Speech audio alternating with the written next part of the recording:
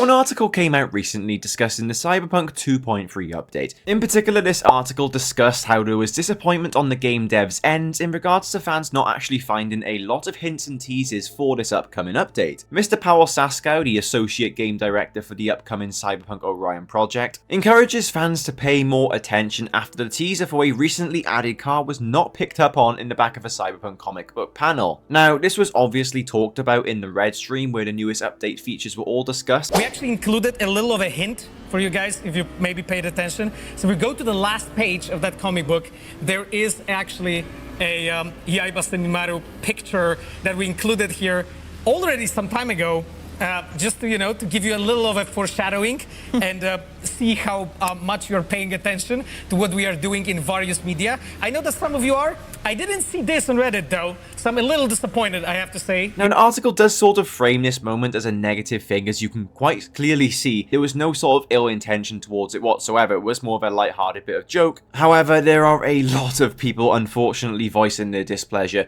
with this statement. Some people have quite literally read the article and sort of took it as a way that they were sort of insulting us, and that has led to a lot of backlash online. Many of us fans are out there speculating, digging deep into every nook and cranny of Night City to uncover new content. We've got theories about DLCs, mods, and even the sequel Orion, but could there be something actually out there in the 2.3 update that we are actually missing? Is this stream sort of a foreshadowing of something for the future once again? When he mentions that we really need to pay more attention because we're doing a lot of stuff that you are missing, that is super interesting to me for a few reasons, and that's what I'm excited to unpack in this video, as well as the community backlash, which I'll start off with. But anyway, before I do get started, guys, it turns out that only 0.3 of you who actually indulge my content on a regular basis are actually subscribed. So if you do enjoy what you see here, please be sure to consider subscribing. I post weekly videos about all sorts of games, mainly Cyberpunk right now. So like I said, first I'm going to turn our attention to the community backlash, and it has been simmering since this sort of pay more attention hit the scene. I want to dive into what fans actually commented on this article because I think it's absolutely bizarre,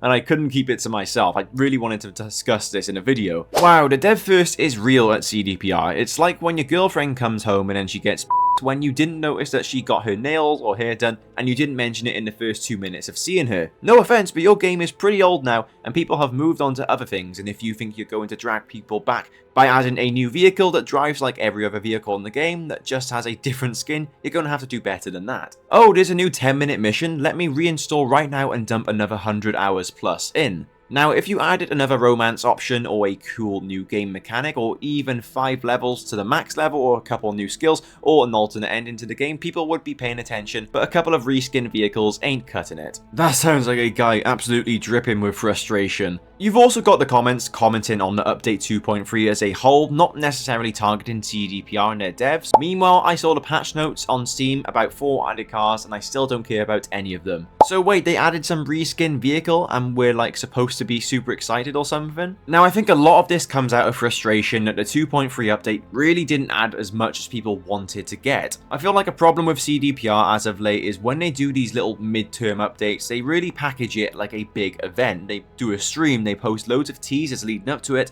and then ultimately when people do get hyped up, like myself, I do make a lot of videos hyping these topics up. I'm not going to admit that I don't, and I probably make it worse. But anyway, when they do get hyped up, then get let down with maybe 4 vehicles and some very short quests, then I can understand the frustration. I can sort of resonate with it myself as well. I don't think they're necessarily dismissing the effort. Like, those new cars and 10-minute missions I'm sure do take a lot of work, but I think as a community they're just craving something to reignite that spark again, not just a fresh coat of paint. It is a fair point. After hundreds of hours, this might not necessarily be the change to pull people back into your game and want to dump another 100 hours into it. However, what I don't understand is the first comment, that real big long comment where he sort of takes it quite personally, attacking Mr. Pawel there, acting like he's his girlfriend or something. I don't think it was meant out of bitterness on the stream. I genuinely think it was just a case of these guys love what we do. They love the theories and speculation that we put out there, so they're always looking for theories, etc. on Reddit, and he's just a bit disappointed that the car one wasn't picked up. It's not like he was begging begging for us to notice something or anything. However, there were actually even more comments as you would scroll down on the article, very hostile towards Mr. Sasko. We're not missing it, we moved on. It's just another game in the pile now, and unless you're cooking up some massive interactive content, it's mostly uninteresting as well. Then you had a few comments saying, holy narcissist, it isn't that deep. Guys, we dropped a hint on Reddit. Why aren't you noticing a subtle hint on a site that over half the player base doesn't use? I mean, this guy is getting a lot of flack for what seemingly was just a passing comment. I'm very surprised that people are so upset regarding this entire thing. Now, one of the major problems when you do go ahead and read these articles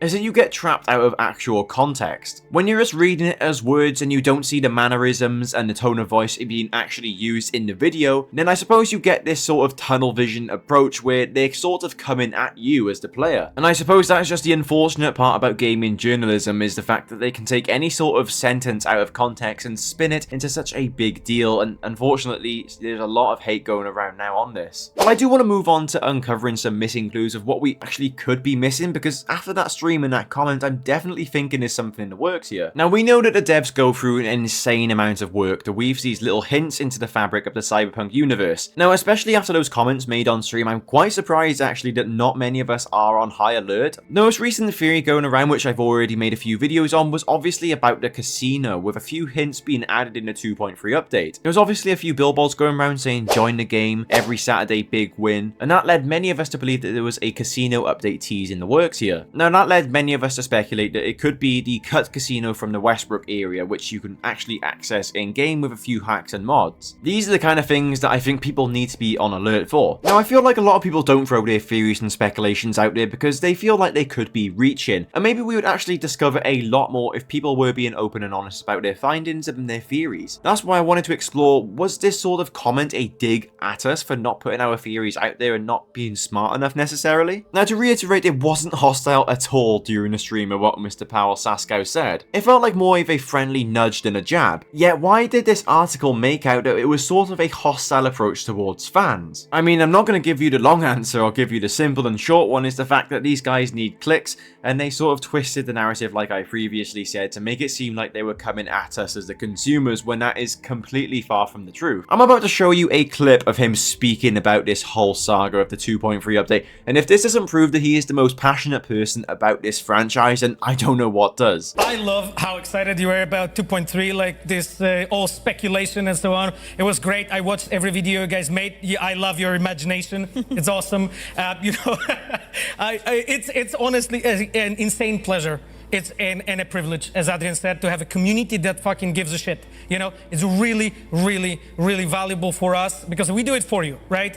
That is what we do it for. I mean, they don't put that kind of stuff in the article, do they? They don't show that side of the story, and that is, like I said, the unfortunate part about gaming journalism. Cyberpunk has taken a lot of flack for lots of features that weren't necessarily added when people wanted to see. And listen, that's fair enough. I do believe they hyped the update up a little bit more than they should have. However, if you're going to call this man a narcissist and an egomaniac, I think, then you're absolutely insane. If every gaming company treated their games and franchises with this much love and dedication, then we would have an all-time high selection of games we could go and bounce from and to. I think the least the Cyberpunk community should do for Mr. Sasko is not call him a narcissist and an egomaniac, but actually sing his praises for what he has actually done for this franchise and the care that he puts into it. And hopefully we see less and less of this in the future, because like I said, it really does paint a bad picture, and a picture that is half a narrative. Other than that though, I'm going to wrap this up here. Please let me know your thoughts in the comments as always. Thank you very much once again for tuning in, and see you next time.